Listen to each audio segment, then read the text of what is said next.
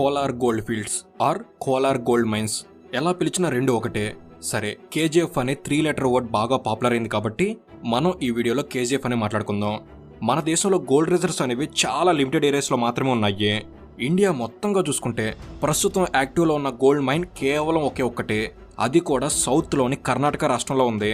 మొదటి నుంచి కూడా నార్త్లో గోల్డ్ మైన్స్ అనేవి చాలా తక్కువ.